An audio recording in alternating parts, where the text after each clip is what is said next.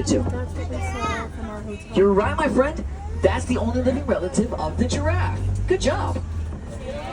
Locals knew about this animal for a very long time, but it wasn't until 1901 that they were finally discovered by Heidi. They get the nickname, the Ghost of the Forest. And this one might be a little rhino species, only weighing around 3,000 pounds. They also have a prehensile lip that helps them browse for any food and vegetation out here as well. Oh, just make sure to stay seated back there, my friends. Perfect, thank you very much. Besides, I think you're gonna have a pretty good photo here pretty soon. Point your camera to the right-hand side. Just take a look at this area real quick. I know that there are some animals that hide around here every now and then, so we're just gonna make a quick sweep. If there's nothing there, don't worry. We're gonna move up ahead, and we're gonna try another area.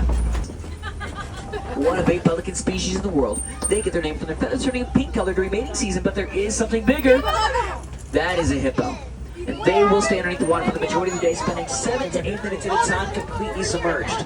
They are territorial and will defend these areas with their large incisors. And once again, my friends, in the back, do not stand up. We have to stay seated at all times. But I think we can all agree on one thing. That was a horrible view. Let's take a look on the left-hand side instead. Just like the ones we're traveling through right now, will stay intact for the animals up inside of them. Another way that we have to prevent deforestation of these forests is surprisingly by using more bamboo. But get this, bamboo isn't even a tree. It's a type of grass.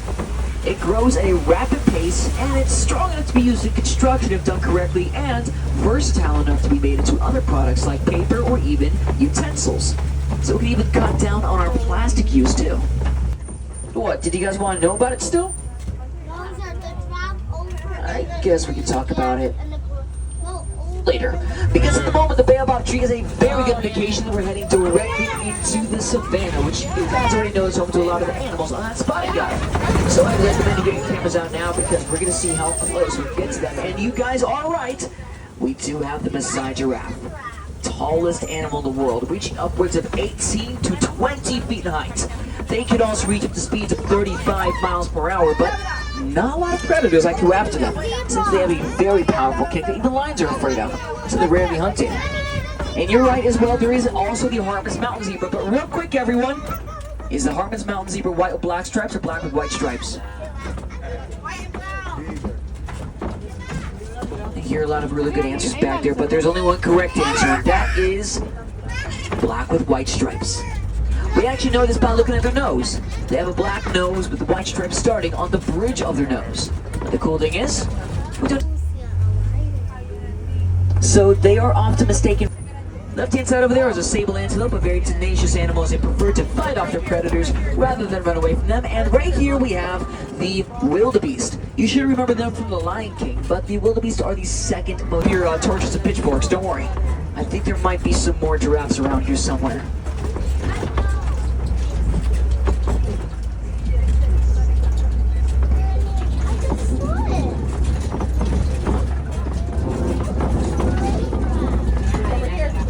Hey, but if this is the only giraffe that we get to see, at least we get the best angle.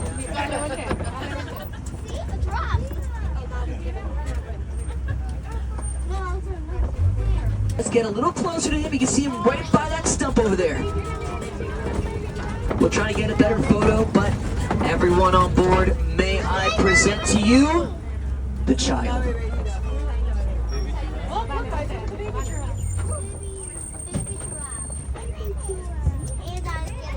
This is what we came here for, right? Great picture of his butt. Not a lot of animals we can't talk about here in the savannah at the moment, but at least we get some. And this just so happens to be Dad. That's his dad.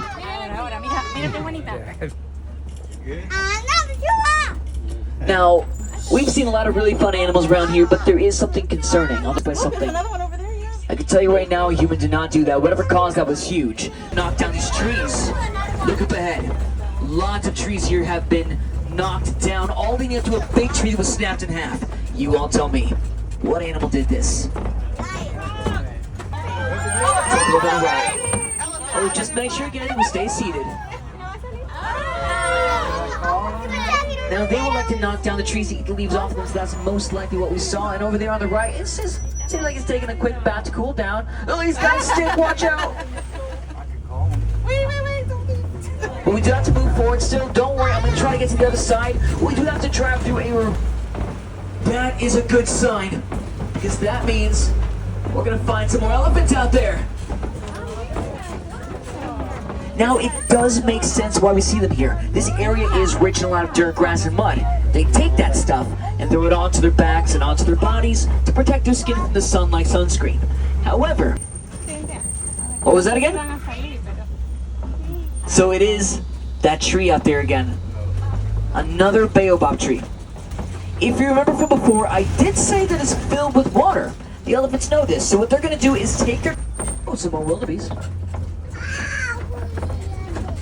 Now this mud isn't just used by the elephants, but while some animals protect their skin, there are a few others that are going to be building their homes out of this mud, like the greater flamingos, as they're currently using it for their nests. When they incubate their eggs in these nests, they'll eventually hatch and come out with gray feathers, not pink feathers.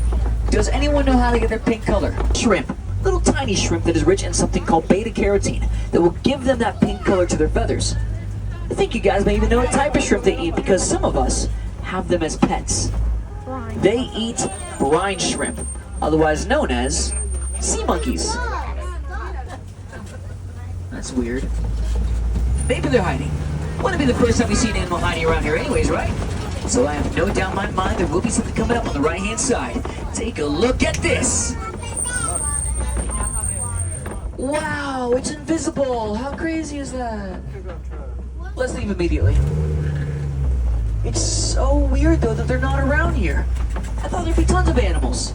Especially since we have a mud pit over there on the left-hand side. What's keeping them away? Wait a second. Not a lion, but you're close. I just realized I took you all right to the middle of predator hunting territory. We gotta get out of here fast. Just keep an eye out for those animals. We do want to find them before they find us. I don't see anything over here. Let's move up ahead.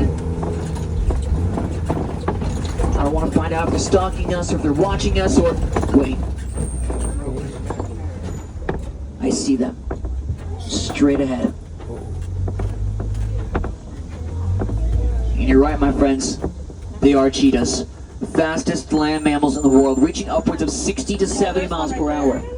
They also have a black... Fun fact, the cheetah is the largest cat to meow.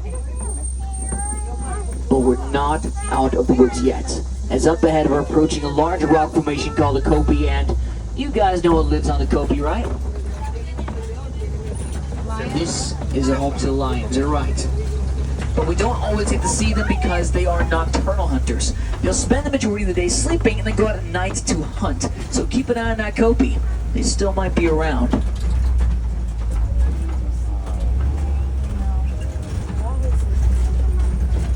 But I'm not seeing any movement up there. Standing of the Afrikaans word fight, meaning wide. Because they do have a wide and flat lip that help them graze on grass. And still no lions, which does make sense. Inside, we do have some burrows down here, no animals, but what made those were warthogs, and they are the largest burrowing animals in the world. And then this over here, the antelope, is a water buck. Strange. Oh, there's one on the left too. Hey, but take a look over there. On the right-hand side, what are those? You're right, my friend, the ostrich. Largest and heaviest birds in the world, and they produce the largest eggs. Eggs being Spike didn't show you those eggs. You want to see them? Look to the right then, on the floor. There's 6 of them sitting right down there in the middle.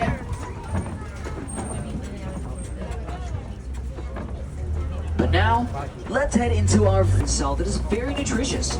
It's just another way we're trying to conserve our size for the animals that are around us. And the conservation does not have to end here. We can always do our part when it comes to it. Whether it be recycling our old electronic devices, using less paper, or even teaching our friends and families about the animals we found here today. Which one? The animals or some of the objects? Oh, these are Nigerian turf goat.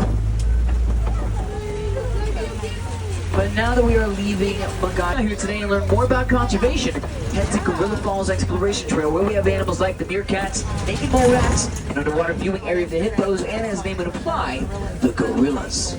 Or head over to Rafiki's Planet Watch, where we have a petting zoo, where you can see more of those Nigerian dwarf goats. And for any of my friends on board that are wilderness explorers, you can always pick up your badge as soon as you exit out. All you gotta do is know you're on the Simba 1. That is the SIMBA 1. You'll get your badge.